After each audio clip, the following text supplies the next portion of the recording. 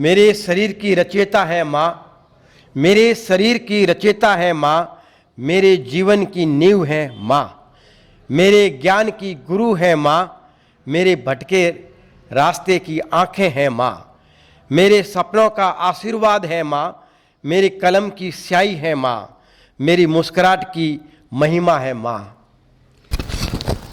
नमस्कार दोस्तों, voice of Jaisalmer में आपका बहुत बहुत स्वागत है। आज मैं आया हूँ थार हेरिटेज म्यूजियम और यहाँ के जो संचालक है, यहाँ के ऑनर है जो हमारे लक्ष्मीनारायण जी खत्री है, साहित्यकार है और कला साहित्य में यहाँ एक म्यूजियम भी इन्होंने करके रखा है। अभी वर्तमान में इन्होंने एक अपनी जो साहित्य रचना है उसका भी प्रकाशन किया है, लोकार्पण हुआ है जिला प्रशासन के द्वारा।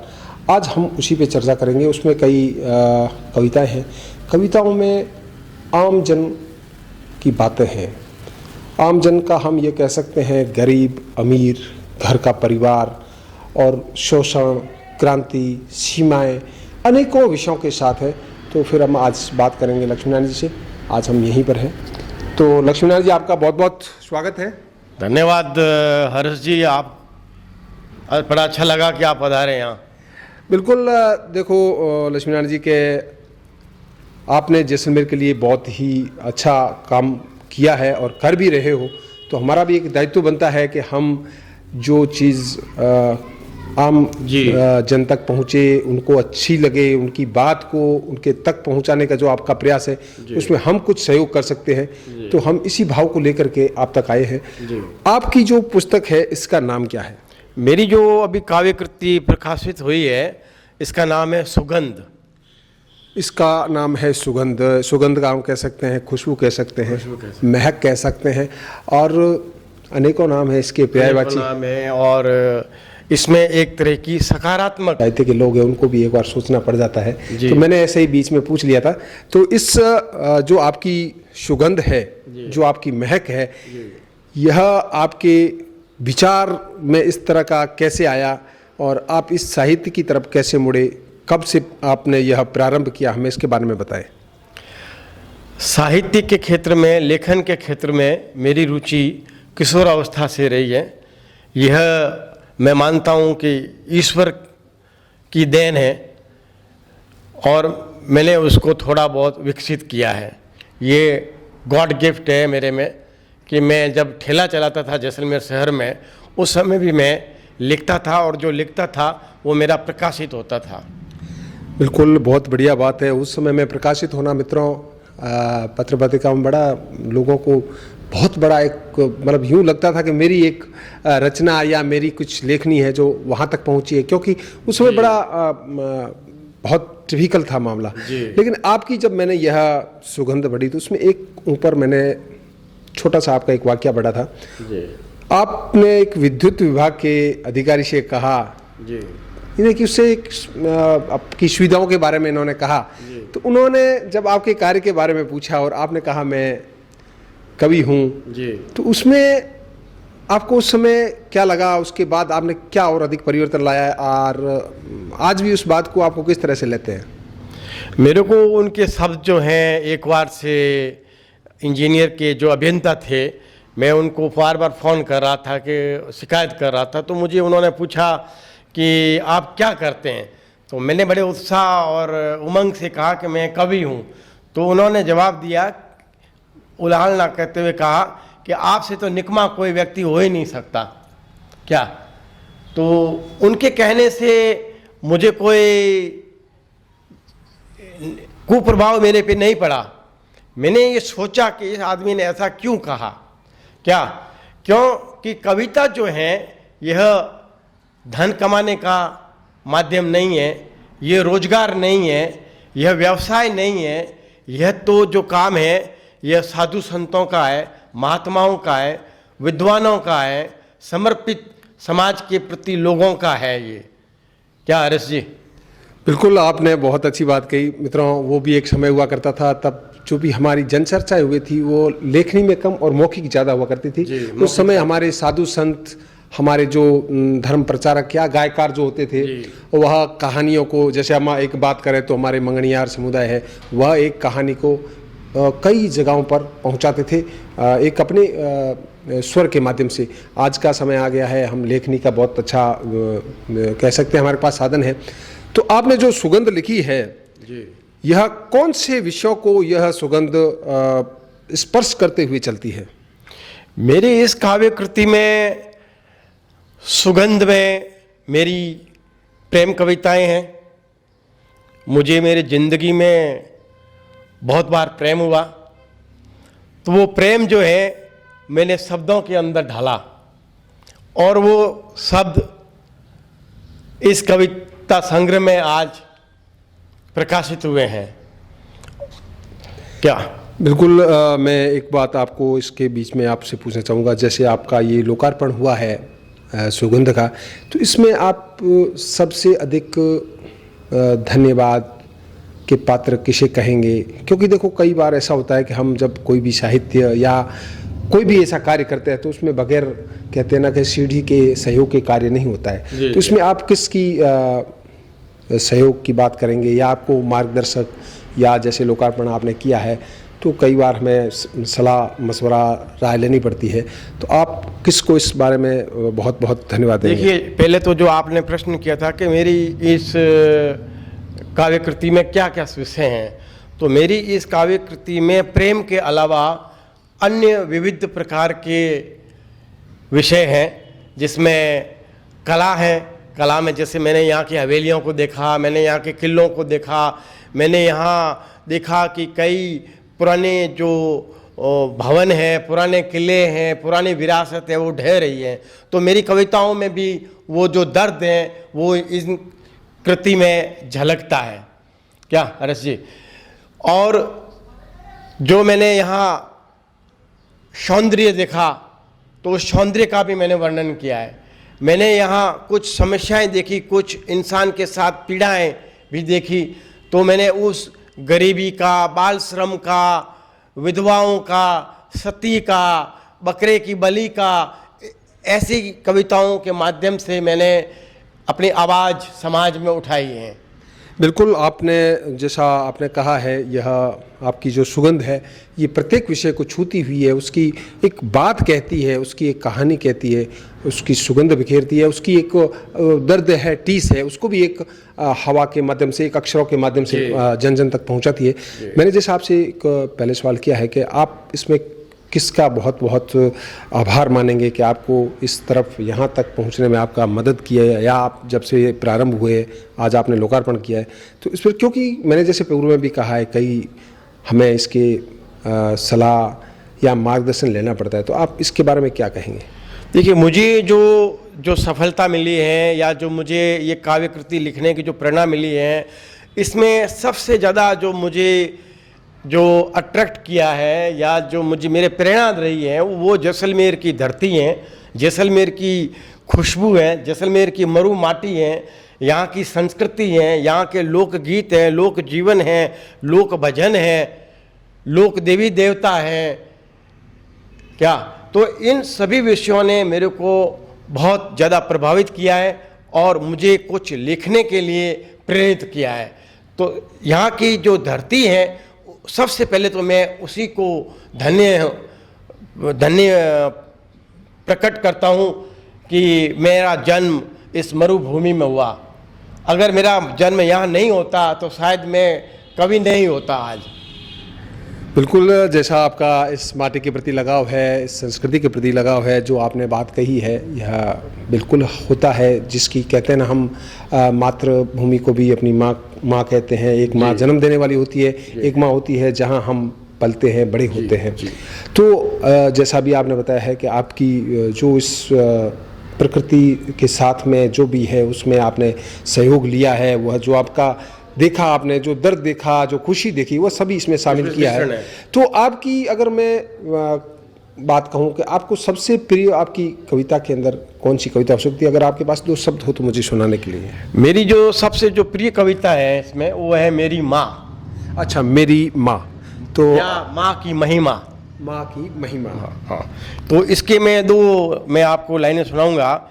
मेरे शरीर की रचयिता है माँ, मेरे शरीर की रचयिता है माँ, मेरे जीवन की नींव है माँ, मेरे ज्ञान की गुरु है माँ, मेरे भटके रास्ते की आंखें हैं माँ, मेरे सपनों का आशीर्वाद है माँ, मेरे कलम की स्याही है माँ, मेरी मुस्कुराहट की महिमा है माँ।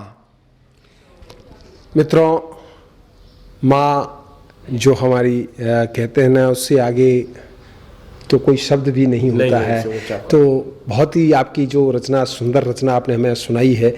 आपने जो यह सुगंध है, यह किसको समर्पित की है? मैंने ये सुगंध जो है, एक तो भारत भूमि को की है, मातृभूमि को। दूसरा मैंने अपनी माताजी तुलसी जी को की है। तीसरा मैंने अपने पिताजी श्री प्रभुलाल जी को की है। चौथा मैंने अपनी धर्म पत्नी पूजा को समर्पित की है, क्योंकि ये चारों ही ऐसे मेरे साहित्य के संसार में प्रभाव डालने वाले लोग हैं, जिससे मैं कुछ सफल हुआ हूँ लिखने में। बिल्कुल, यह ही सवाल मैंने आपसे पहले किया था कि यानी आपका सहयोग, आप किससे प्रभावित हुए। विषय तो आपके है इस सुगंध में, लेकिन जैसा मैंने आपने अभी जैसे कहा है कि आपके पिताजी, आपके माताजी और आपकी धर्म पत्नी जो आपकी जीवन साथी है, होता है जीवन में मित्रों, किसी के सहयोग के बगैर तो काम होता भी नहीं है। दो हाथ भी होते हैं, जब मिलते हैं तब कार्य होता है।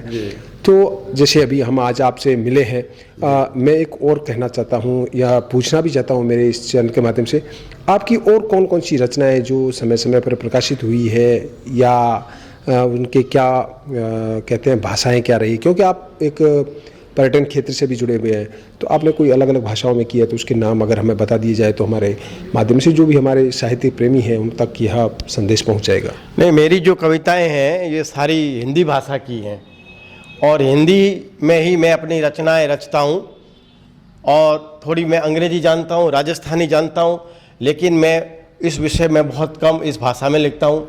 हिंदी मेरी प्रिय भाषा है, और इसमें मैं अच्छा अपने आप को पेश कर पाता हूँ, अपने आप को रचनात्मक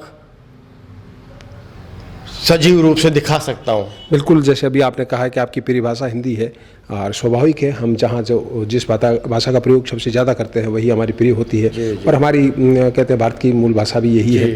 तो आपकी जो साहित्य है वो कौन कौन से, मैंने जैसा पूर्व में पूछा, अगर आपने कोई ऐसी बुक है जो आपने प्रकाशित की है, अगर उनका कोई नाम हो जाए, मिल जाए। मेरी एक पहले किताब प्रकाशित हुई है, Jaisalmer folklore history in architecture, 97 में, मेरे युवा अवस्था में। और उस किताब का जो एडिट जो वर्क है, जो संपादन का काम है, वो श्री सुधांशु पंत IAS ने किया था, जब वो यहाँ जैसलमेर में कलेक्टर थे। और इस पुस्तक में मैंने जैसलमेर के लोक संस्कृति, यहाँ के रीति रिवाज, यहाँ के भजन, यहाँ का जनजीवन, और यहाँ का गीत संगीत के अलावा मेहंदी, ढोला मारू, प्रेम कथाएं के अलावा यहाँ की जैसलमेर का इतिहास और जैसलमेर की विरासत, जो जैसलमेर में क्या क्या देखने लायक हैं, क्या जैसलमेर में है जो संसार के जो लोग आए और यहाँ देखें, तो उसका भी मैंने इस पुस्तक के अंदर वर्णन किया है। और यह पुस्तक 104 पेज की है, और इसके अंदर लगभग 100 फोटोग्राफ्स भी छपे हैं हमने। बहुत बढ़िया बात है। जैसलमेर के लिए अगर हम जितना कहते हैं ना कि खोजबीन करें उतना ही कम है। मैं एक आपके पास एक और भी सवाल मैं लेकर के आया हूँ कि आपने जब इतने लंबे समय से, यानी करीब आपको 40 वर्ष हो चुके हैं इस क्षेत्र में काम करते हुए, तो आपको किस किस समय पर सम्मानित किया गया, या आपका जो साहित्य है वो कहाँ तक पहुँचा? जैसे आपने कहा कई बार आपने पत्र पत्रिकाओं में दिया है, तो शायद आप लोगों को प्रशासन ने या निजी संस्थाओं ने समय समय पर आपको सम्मानित किया होगा, उसका थोड़ा सा हमें आप बताते। तो मुझे सबसे बड़ा सम्मान तो मुझे मेरे परिवार में मिला, मुझे घर में मिला। मेरे घर में मेरे भाई, मेरी माता, मेरी पत्नी, बच्चे, इन सभी ने मेरे को खूब मान सम्मान दिया, मेरी लेखनी को और मेरे साहित्यिक कार्यक्रम को और मेरे कला संस्कृति के क्षेत्र में समर्पित रहने को। तो सबसे बड़ा पुरस्कार तो परिवार है मेरा, हरीश जी। क्या उसके बाद मेरे को सर्वप्रथम 1992 में जिला कलेक्टर ने प्रशंसा पत्र दे के साहित्य के क्षेत्र में सम्मानित किया था 1992 में, जब पुरुषोत्तम अग्रवाल यहाँ कलेक्टर थे। उस समय तक मेरे लगभग 200 आर्टिकल छप चुके थे और मेरी उम्र उस समय होगी लगभग 24-25 बरस। बहुत बढ़िया बात आपने बताई कि सबसे बड़ा श्रेय तो हम उन्हीं को देते हैं जहां हमारी जो लेखनी है, हमारा जो कार्य है, वो जहां से प्रोत्साहन मिलता है जी। सबसे बड़ा हम उन्हीं को ही कह सकते हैं, पुरस्कार तो वही है। उसके बाद तो जीवन है, जीवन में हर प्रकार के चलते रहते हैं। तो आज आपसे मुझे बहुत अच्छी बातचीत की चर्चा हुई, और इसके बारे में और कुछ अगर आप कुछ कहना चाहें तो। और ये है जो आप जो पुरस्कार की बात जो कर रहे थे, एक पुरस्कार मुझे बड़ा पुरस्कार मिला था 2008 में। राजस्थान के राज्यपाल ने महोदय ने मुझे राज्य स्तर पर लोक कला संस्कृति के क्षेत्र में लोक जो ये मैंने म्यूजियम बनाया थार हेरिटेज म्यूजियम, इसके क्षेत्र में मुझे सम्मानित किया था। तो वो मुझे बहुत ही बड़ा सम्मान मिला और मुझे बहुत बड़ा प्रोत्साहन मिला कि मुझे इस क्षेत्र में समर्पित होकर के और भी ज़्यादा जिम्मेवारी से काम करनी है। बिल्कुल, जैसा आपने कहा कि अगर राज्य का प्रथम व्यक्ति जब हमारी कार्य को एक प्रोत्साहित करता है, हमारे को मार्गदर्शन देता है, तो बड़ा दिल में एक बहुत बड़ा सुकून होता है।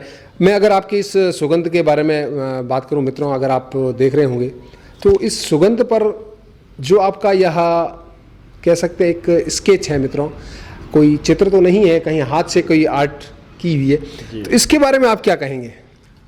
ये जो सुगंध का जो चित्र है, जो ऊपर जो प्रकाशित हुआ है मेरी बुक के ऊपर, यह मैंने स्वयं ने बनाया था 1998 में बनाया था। और उस समय की बात है कि मुझे एक लड़की से प्रेम हो गया था। तो उस लड़की से प्रेम के बाद जो मुझे विरह वेदना हुई कई दिन तक, कई वर्ष तक, कई समय तक, तो उसका जो चित्रण है वो मैंने इस स्केच में किया था। तो उसी बुक से मेरी जो स्केच बुक है उससे मैंने ये निकाला है, और मुझे लगा कि मेरी कृति का यह सर्वश्रेष्ठ कवर हो सकता है। कहने का मतलब एक दर्द का सुगंध, एक दर्द जो सुगंध है, दर्द है लेकिन सुहावना है, लेकिन शीर्षक सुगंध है। हाँ। तो एक दर्द सुगंध भरा सुहावना है, लेकिन वो एक समय था मित्रों, जैसा ना लक्ष्मीनारायण जी ने कहा है। मैं इस सुगंध को पढ़ूंगा और फिर आपसे एक बार फिर मिलूंगा दोस्तों। तो आज हम आए थे इस कृति के बारे में ये भी बताना चाहता हूँ आपको कि इसके अंदर जो है मैंने कुल 79 कविताएं प्रकाशित हुई है, 79 कविताएं, और इसके 96 पेज है कृति के अंदर। और राजस्थान साहित्य अकादमी ने इसको 15,000 रुपये का आर्थिक सहयोग प्रदान किया था, जिसके सहयोग से ही ये कृति प्रकाशित हुई है। और जोधपुर के रॉयल पब्लिकेशन है, उन्होंने इस कृति को प्रकाशित किया है, हर्ष जी क्या। और इस कृति के अंदर जो कविताएं हैं वो सब अलग अलग विषयों की हैं। बिल्कुल, जैसा अभी आपने कहा है, पहले भी हमें बताया कि अलग अलग विषयों को यह छूती हुई सुगंध है। आज जो हमारा साहित्य है, जैसे हम जो सोशल मीडिया देखते हैं, टीवी है, मोबाइल है, इंटरनेट है, उसमें जो लेखनी है और पढ़ने की बात है, वह आपको क्या कहीं टीस पैदा करती है? नई युवा साहित्य की तरफ का रुझान आपको जैसलमेर के लिए कैसा लगता है? देखिए, जैसलमेर में यहाँ की जो धरती है ना, यहाँ की धरती के अंदर साहित्यकार, लेखक, कलाकार उगते रहते हैं, उपजते रहते हैं, प्रकट होते रहते हैं। तो मुझे नहीं लगता कि जैसलमेर की धरती से साहित्यकार ख़त्म हो जाएगा कभी। यहाँ नई पीढ़ी में मुझे एक उत्साह दिख रहा है, उमंग दिख रही है। यहाँ कई ऐसे नए साहित्यकार हैं जो इसमें बहुत रुचि रख रहे हैं और गोष्ठियाँ भी करते हैं, संगोष्ठियाँ भी करते हैं और नियमित लिखते भी हैं। हालांकि अभी तक नई पीढ़ी के किसी लोकल साहित्यकार की कृति प्रकाशित नहीं हुई है, लेकिन मैं मानता हूँ कि जैसलमेर में साहित्य का जो है सकारात्मक आनंदमय माहौल है। और यहाँ सरस्वती प्रकट होती रहती हैं। बिल्कुल मित्रों, जैसा लक्ष्मी नारायण जी ने कहा है, साहित्यकारों की यहाँ कोई कमी नहीं है और आज की युवा पीढ़ी भी जैसे आप उनसे संपर्क में रहते हैं, हम भी उम्मीद करते हैं कि जिस समय में आने वाले समय में बहुत अच्छे साहित्यकार हो, लेखक हो, इसी उम्मीद के साथ हम आपसे विदा लेंगे।